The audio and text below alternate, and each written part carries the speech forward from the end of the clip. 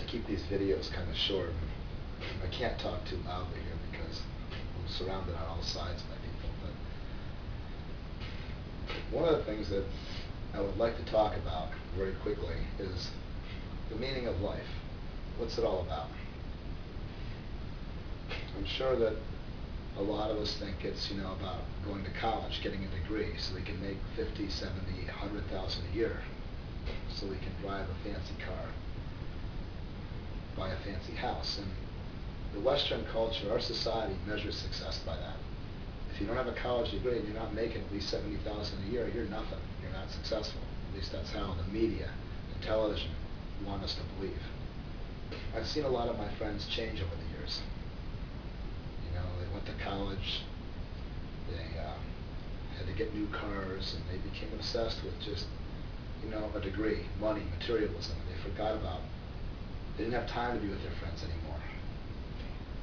I saw a few of my friends do this, both men and women. Having a new car, getting a degree became more important than seeing their friends. And I've seen these changes come over people. And perhaps I would have taken that road, but my mother died when I was 21. I was in college for electrical engineering at Hudson Valley Community College, and I was getting all A's and B's. But when my mother died, I guess I fell apart. I couldn't deal with losing my mother at such a young age. And the bank foreclosed on the house that we were living in, and my stepfather had to move to his house in Stuyvesant, New York, that he left me after he died. And he wasn't in a position to have me live with him, so I had to kind of learn how to live on my own. I was lucky enough to find a Cadmus life-sharing community, and I lived in one of the households at Usatonic for a while, and I moved around, rented rooms in people's houses, and I gradually learned how to work and earn enough money to live on my own, even if it was renting a room in someone's house or maybe a small apartment or whatever. It's like sometimes, we learn the hard way. If we don't know how to swim, there was an old joke about, throwing a kid into the deep water, and the father would say, start paddling. And, it may seem a little bit funny when we hear about it, but it's true. I was like that boy. I was a mama's boy. I was given everything. My mother spoiled me. I had everything I wanted as a kid because I was an only child. I got more presents and toys than all my friends did because they had all brothers and sisters. They were always jealous, but sometimes one of my friends in Cleveland, Ohio, he was a black kid, nice guy, Thomas Hawkins, and he had, lived with his grandparents, and his grandparents didn't have a lot of money. They couldn't give him much except their love and their time, and they were good. His grandparents were good parents. He lived with his grandparents because his mother was an alcoholic and couldn't take care of him. He was always jealous that I had all these things. There was another girl that I really liked in Cleveland Heights that I had a crush on. I can't say who she was, but she had an older sister, and she was jealous that I had all these toys and fancy things. I lived in Cleveland Heights, Ohio, and I was the only kid on my street to have a big screen TV back in 1983. TVs like that were wicked expensive, projection TVs. It cost a lot of money, but because I was getting straight A's, my mom spoiled me and gave me what I wanted, but she told me if I stayed up and watched it on school nights, when my grades fell, she would take the TV away. I wasn't allowed to watch it after 9 o'clock on school nights, and they were strict about it, so I followed their rules. My friends thought having these things were so great, but life as an only child is difficult. You're alone. When your friends are not around, you don't have any brothers or sisters to play with. And I spent a lot of my time around adults, so therefore I had a large vocabulary and I excelled in academics, but I also lagged behind a lot of my peers socially because I didn't have that daily interaction that people have when they have a brother or a sister.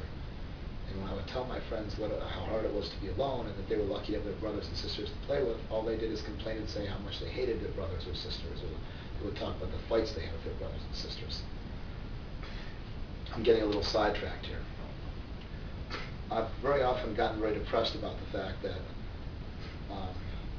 my mother died when I was so young, and it kind of threw a wrench in my life, and I haven't been able to find a way to go back to school easily because I had to go out and learn how to support myself at a young age. It was like I was thrown in the water. I could have sank or I could have swam. Well, I've paddled hard and I'm swimming. I'm not doing a great job swimming across that lake, but I'm doing the best I can. One of the things that I would like to say is that I get depressed when I see my friends, some of my friends on this website that are married, that have kids, that I guess are farther along than me. Sometimes I just feel like they're better than me.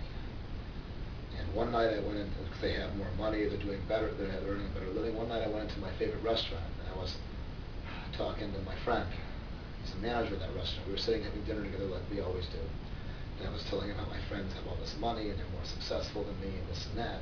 He smiles at me. He says, well, he goes, that's great. He said, if I want to, he said, Derek, you buy me a lottery ticket. If we win, I'll never forget you. I always would like to win the lottery. But he says, he says, let me tell you a story. He says, when I was growing up in Greece, believe it or not, we had no electricity. I said, what are you talking about? He said, well, we lived on an olive garden. We lived by the ocean on a small island in the Mediterranean, right off of Greece. And our village didn't have electricity until I was 15 years old. He said he moved to America when he was 20.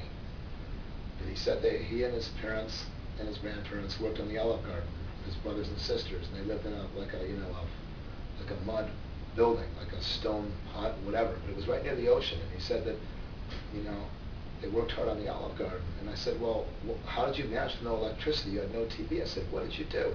And how could you live without that? And he laughed, and he said, well, we had other things in our life. We worked in the garden all day in the olive garden, and at the end of the day, we would go by the beach and we would roast a goat.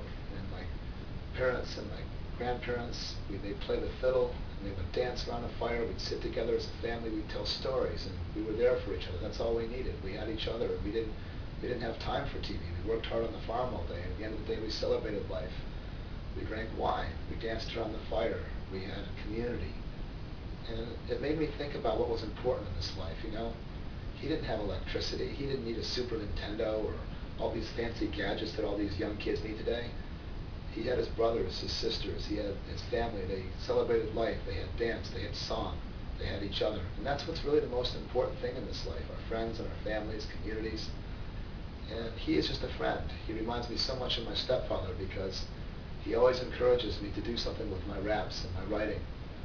And when I'm down on things and I tell him sometimes I wish I wasn't around anymore, he picks me up and he says, remember, you're a good rapper. You've got talent and potential. If you do what you really love to do, you'll be famous. The money will follow. Perhaps I won't be famous, but he has a point. My stepfather was the same way. He understood about life and art and tradition. My stepfather used to love to read books on Greek art and philosophy and Plato and Shakespeare. My friend reminds me of that a lot because both my stepfather and this friend of mine, who is a manager of a restaurant, they understand about the basic fundamentals of life. Friends, family, community, art, good food, and tradition. My stepfather is gone today. He passed away of a heart attack 6 years ago when he left me his house in Stuyvesant, New York, and it just didn't work out for a number of reasons. And this person today, who's a friend, is still alive and doing very well. He's a manager of a very successful restaurant here in town, and he's been like a dad to me, and I'll always be grateful for his friendship over the years, and when he retires, I'll miss him very much.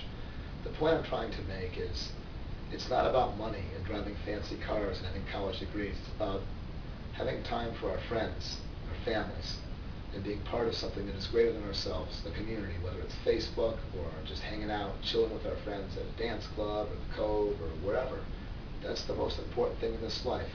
Friends, family, art, and community are the elements that unite humanity together.